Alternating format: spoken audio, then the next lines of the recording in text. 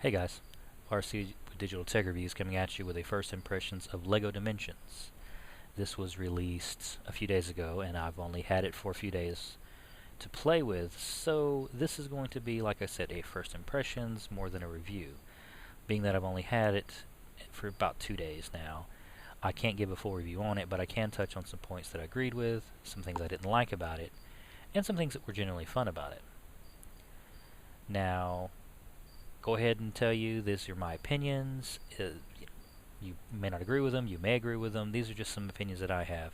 Also, that even though since I won't be showing any gameplay footage, I will be touching on some things in the game, so there may be spoilers. Just a fair warning on that. So let's get right into it. Now, first thing you'll see here is the LEGO portal. Now, obviously that comes with the game. Matter of fact, let's touch what's in the box. In the box, you get the game disc, which I'm having the PS3 version. You get the base, which is here. You get the pieces to build this portal here, and then you get 3 figures, being Gandalf, Batman, and Wildstyle. You also get one vehicle, being the Batmobile.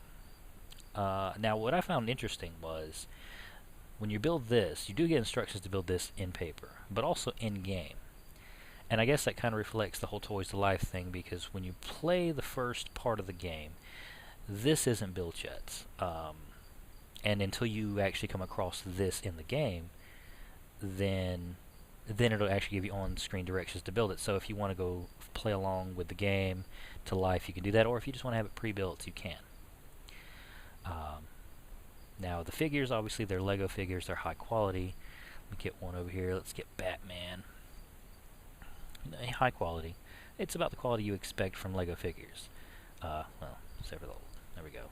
Now, thing about Batman, he does have 2 different faces if you want to do them. You know, the scowly and the sneer. And this line here is just so that when he puts on the cowl, it gives a white eyeball look to it. It comes with 2 batarangs. Now, I'm not sure if you're supposed to have 2. The instruction booklet didn't say anything about having 2, but it came with 2. And of course, the cloth cape. Now, Wildstyle looks very, very similar to the figure that came out with the LEGO movie, LEGO kits that came out with that movie, and it very well may be one. I'm not sure about this little scanner she has. Now, she actually does have this. You actually do use this in the game. That's one of her abilities. So I'm not sure if it came with any of the kits that were tied to the movie or not, but this is a nice figure. Now, the third figure you get, being Gandalf, it's a nice figure. Again, you know, that's what you're going to hear a lot. The quality of LEGO figures is always something that's very high. The articulation being notwithstanding, they're very well detailed. The transfers on all these are great. Again, cloth cape and a hat. The last one being the Batmobile. Actually, the only vehicle you get is the Batmobile. And, you know, this is very nice. It's got the rolling wheels. Looks very reminiscent of a Batmobile. If you were just to see this, you would, if you were a fan of Batman, you would know that this is what this was. It also comes with a base. Now, I'm not sure if I showed this off, but to these other figures, Wildstyle here, I actually had these little decals on here, Wildstyle there. Batman's very similar on these little bases of theirs. Now, the bases are what actually house the RFID chips. So if you wanted to, you could take the figures off and display them separately and just use these little tokens in the game.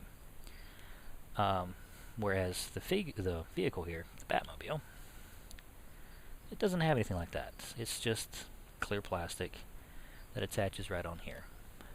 And that's where you go. Now, in-game, you will be able to collect instruction manuals, I suppose they're called, where you can actually reconfigure this yourself. Now, one thing they showed, and a lot of people were wondering about, is if you rearrange the parts on the base, it reflects in the game, and people are wondering, well, how does that work? Well, it really doesn't work like that. You have to collect the instructions in the game, and you never have to change the configuration of this piece, but it will show up in the game differently. So there's that. And that's basically all you get. Now, you do get a poster, because all these kind of games come with posters now. But obviously it's too big to fit here.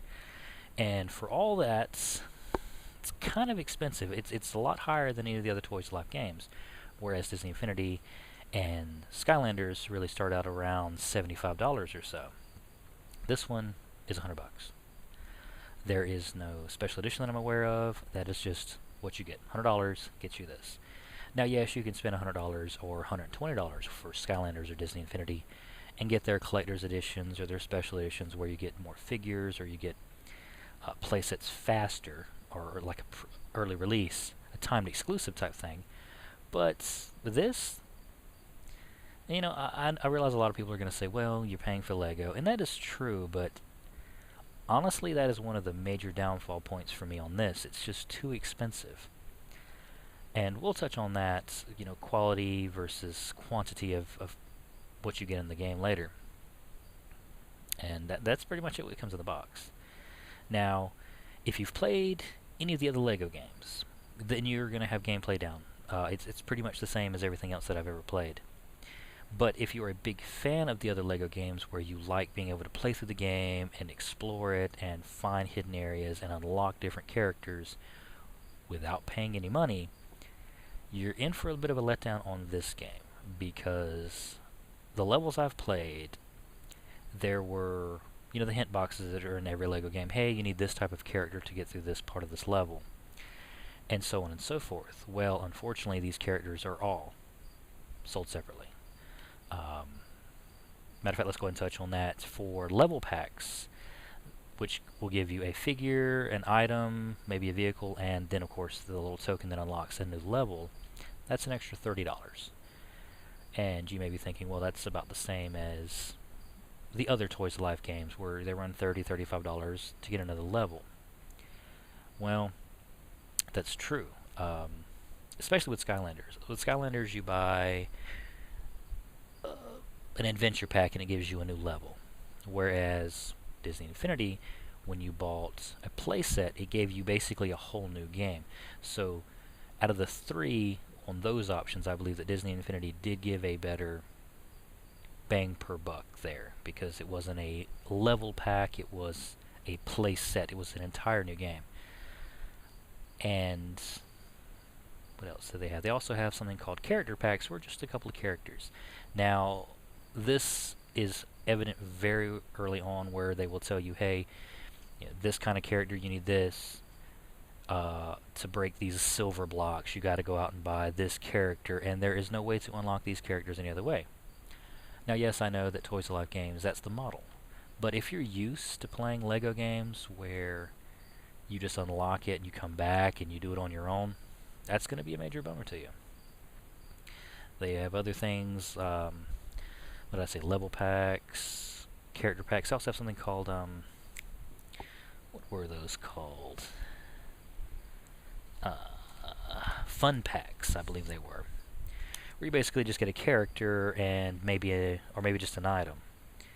And I think those are $15, so it's going to add up quickly. And they do have a lot available.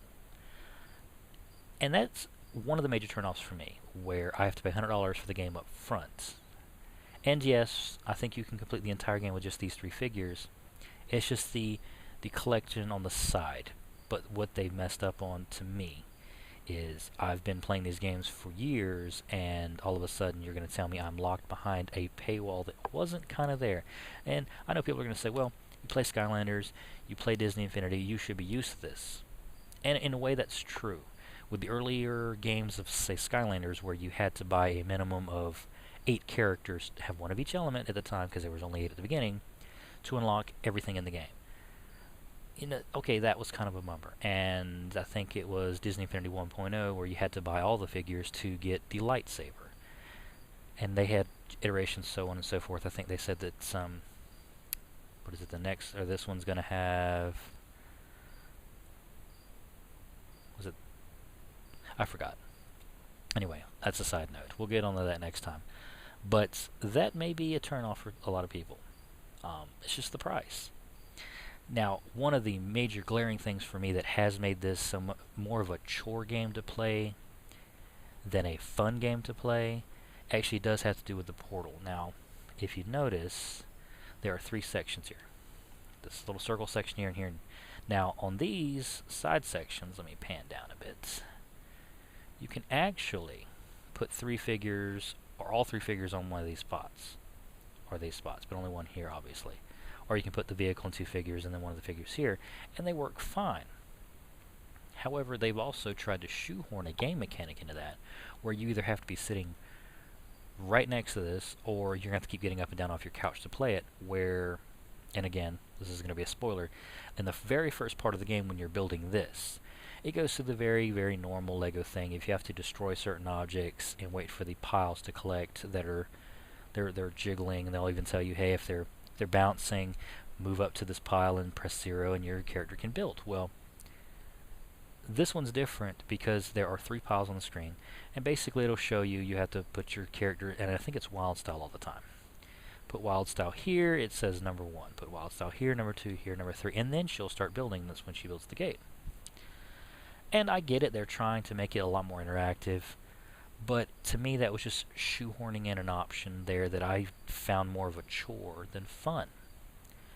Now, that wasn't as bad as some other ones in this. Again, gameplay spoiler. I'm not going to show video, but I'm going to talk about it. The very first level that you go to is the Wizard of Oz.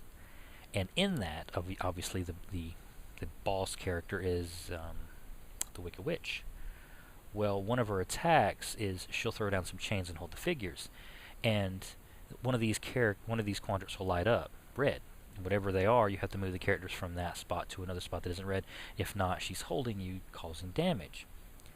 Well, most people, myself included, I'm not even going to glance down at the portal. I'm going to say, well, that's just flashing because that's, bright lights, makes it fun. I'm pressing all the buttons until I realize, hey, that's not what it needs.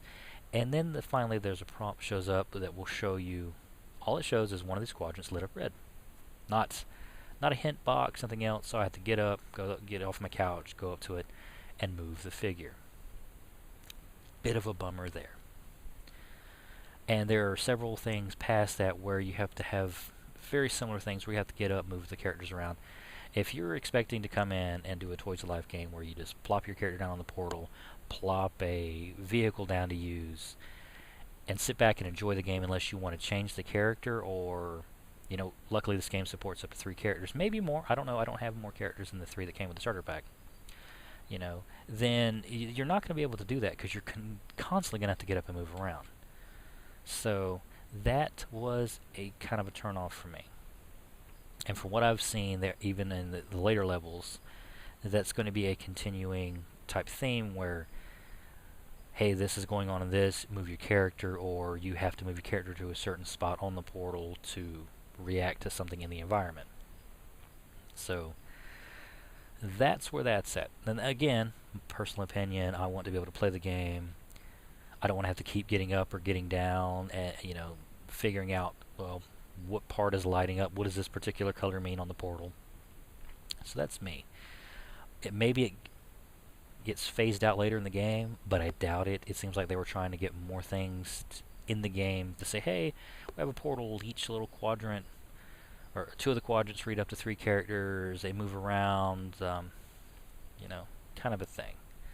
So between the 3 games, Skylanders, Disney Infinity, and this one, I do feel that this one right now, due to the price and the shoehorning of features, this one may be, I would say, definitely wait until the price drops, unless you are just a die-hard Lego fan, because of everything else, where you can go out and buy the other games at a cheaper price and get more, what I feel, more bang for your buck than this. If you're a Lego collector, if you love the Lego games, you might want this just for the pieces. They are, like I said, they are very high quality, but you're going to come to expect that with Lego. But if you're a big fan of the Lego games, there's going to be a lot of things in here that you may not like. There are going to be things that you're used to doing or used to being able to do that you're going to have to pay again for. And that's going to be a turn-off for a lot of people. So if you're looking at this and you're thinking, well, this is something new, let me try it out, I would definitely recommend either do your homework, figure out what's what, how much it's going to cost you. If you want the games plus, let's say, the Back to the Future level set, then you're going to have to pay $130 up front. And that's just to play the basic game plus that level, which is kind of high. I would say wait and see if it goes down in price, maybe get a second-hand copy, or, just wait. And, you know, that's my personal opinion. Again, everything I've stated in this video is my personal opinion. You may agree with it, you may not, but I just want to get it out there for people who are looking at it, interested in it, and saying, well, that's $100. Let me wait and see, do a little research. They made a come across this video. I hope this helps out. Now, I have mentioned the Disney Infinity games and the Skylander games. I will probably be doing a video on the Skylander Supercharger starter pack in the next few days, if I can get around to it, or if that's what you want to see. So, just in the description down, or in the comments down below, leave a comment if you'd like to see that. If there's anything other questions that you'd like to know about this game, just hit me up, leave it in the comments, hit that subscribe button, and I'll see you on the next video.